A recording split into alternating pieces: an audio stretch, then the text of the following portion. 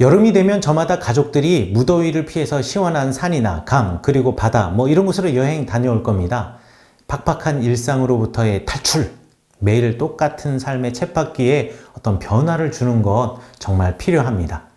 그런데 경제적인 여유가 있어서 어디론가 다녀올 수 있다면이야 감사하지만 팍팍한 일상에서 그런 시간, 그런 여유를 찾을 수 없는 가장이라면 가족들에게 정말 많이 미안해 할 겁니다. 대한민국에 수많은 가족들이 있습니다. 그리고 저희 가족도, 그리고 여러분의 가족도 그런 많은 가족들 중에 하나입니다. 그렇다면 그 가족들과 예수님을 알고 있는 내 가족과의 차이는 무엇일까요? 예전에 이런 발칙한 상상을 한 적이 있습니다. 요셉과 마리아는 부부싸움을 했을까? 예수님은 어린 시절 부모님들께 혼난 적이 있을까? 하나님이신 예수님을 두고 이런 상상을 한다라는 것이 좀 불경스러워 보이긴 합니다만 요셉과 마리아야 지극히 우리와 같은 사람인지라 부부간의 크고 작은 의견 충돌이나 때로는 다툼이 있을 수도 있겠다 싶습니다. 그런데 예수님은 글쎄요. 그런데 성경에서 제 상상의 날개를 펴게 하는 재미있는 이야기가 하나 있습니다. 6월절이 되어서 예수님께서 요셉 그리고 마리아와 함께 예루살렘에 갔습니다. 그런데 절기를 마치고 다시 나사렛으로 돌아가는 길에 보니 예수님이 계시지 않는 거예요. 저는 그때의 요셉과 마리아의 마음을 이해할 수 있습니다. 몇 년 전 성탄절에 가족들과 함께 나사렛에 갔었습니다. 예수님 시대의 나사렛을 재현해 놓은 그 나사렛 빌리지라고 하는 곳에서 성탄절을 맞이해서 특별한 행사를 준비했다는 소식을 듣고요. 꼭 한번 가보고 싶었거든요. 그런데 그 북적이는 인파 속에서 제 막내딸을 잃어버린 겁니다. 눈물이 나려는 걸 정말 꾹 참으면서 그 짧은 5분여의 시간 동안 진짜 별의별 생각을 다 했습니다. 그리고 우리 막내딸 찾았는데요. 아이도 울고 저도 눈물이 나고 그리고 나서는 안도와 함께 괜시리 아내한테 화가 나더라고요. 무슨 아내가 잘못한 게 있겠습니까? 서로 잘못한 거죠. 물론 그렇다고 아내에게 제가 화를 내지는 않았습니다. 맹세합니다. 제가 아내에게 화를 낼 정도로 용감하지는 않습니다. 지금도 그때 떠올리면은요, 가슴이 두근두근 하는데요. 아니, 하루길이나 간 다음에 아들 예수님이 없어진 것을 알게 된 요셉과 마리아의 마음은 어땠을까요? 예루살렘으로 돌아가면서 그리고 돌아가서 예수님을 찾는 사흘 동안 정말 별의별 생각을 다 했을 겁니다. 그런데 성전에 계시던 예수님이 부모님과 다시 만났을 때 예수님께서는 저희 막내딸처럼 울면서 제 품에, 아버지의 품에 안기지 않았습니다. 대뜸 예수님이 하시는 말이 어찌하여 나를 찾으셨습니까? 내가 내 아버지의 집에 있어야 할 줄을 알지 못하셨습니까? 이렇게 말합니다. 이거 만약에 제 아들이 그랬을 것 같으면 여러분 상상하실 수 있겠죠? 어쩌겠다는 것은 아니라 분명히 예수님께서도요, 어린 시절 부모님께 걱정을 끼치기도 했던 그저 제 막내 딸과 같은 아이였을 수도 있다. 이렇게 상상했다라는 거죠. 그럼 예수님의 가정과 우리 가정은 도대체 차이가 무엇이었을까요? 저는 여러분들이 지금 보고 계시는 나사렛의 이 요셉 교회의 성화에서 그 대답을 찾았습니다.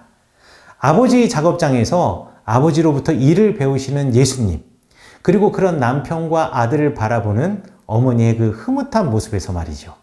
제가 좋아하는 시 중에 도종환 시인의 가구라는 시가 있습니다. 서로에게 무관심하고 대화 없는 남편과 아내를 그린 시입니다. 시귀 중에 제게 가장 여운이 남는 구절이 있는데요. 이런 말입니다. 본래 가구끼리는 말을 많이 하지 않는다. 가족이라고 말하고 식구라고 이야기하지만 함께 밥상에 다 모여 둘러 앉아서 두런두런 이런 이야기를 한 번에 나눌 수 없는 이들을 어떻게 식구라고 말할 수 있을까요? 아버지는 회사에 나가서 야근이다, 거래업체 사람과 저녁을 먹는다, 집에 오지 않고, 아이들은 새벽에 나가서 야간 자율학습이다, 학원이다, 집에 한밤중에 들어오고, 아내는 나름대로 친구들을 만나고 일을 한다고 집을 비웁니다. 서로 만나서 함께 밥을 먹을 시간은커녕 얼굴을 볼 일도 거의 없습니다. 주말이 되면 아이들은 쉬는 날이라고 공부로부터 해방되어서 친구들 만나러 다들 나갑니다. 아버지는 피곤하다고 하루 온종일 잠을 잡니다. 그러면 아내는 이식이니 삼식이니 하면서 면박을 주지요. 식구라고 하지만 식탁에서 밥 한 번 제대로 같이 먹을 일이 없고, 가족이라고 하지만 서로 대화가 없습니다. 이런 가정에서 내 가족들은 가구나 다를 바가 없습니다. 그저 집의 한 구석에서 공간만 차지하고 있을 뿐인 거지요. 오늘 대한민국의 가정이 혹시 이러지는 않나요? 여러분들의 가정은 이거와 큰 차이가 있나요? 예수님 가정의 성화를 보건대 예수님의 가정은 그런 가정은 아니었던 것이 분명합니다.